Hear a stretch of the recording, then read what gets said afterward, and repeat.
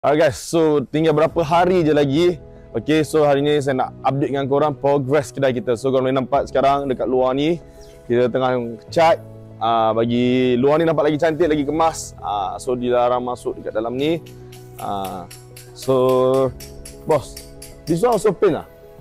This one, okay good. So dia akan ni lah cat semua bagi cantik. Dia akan cat semula bagi cantik, bagi colour dia sekata lah semua. Okay, so yang nak tunjuk kat korang sekarang yang apa yang kita akan buat hari ni adalah kita akan naik signboard. Okay, aircon tengah pasang. Okay, aircon dah tengah pasang, baru dah pasang. Okay, kita ada aircon baru dan kita akan naik signboard. Signboard dah siap dah, dah ready.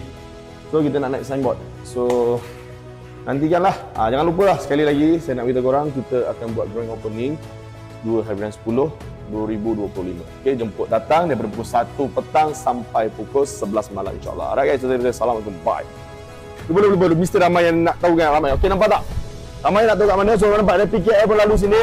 Okay, so korang boleh Google nama kami, Opal Zuzu KL.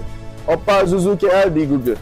InsyaAllah akan jumpa nama kedai kami dan location kami. Alright, so kami berada di berdekatan dengan Sunway Putra, PWTC, dengan bangunan UMNO, area Chow Kek Road, Chow Kek Road, Chow Kek Road, Chow Kek Road. See ya.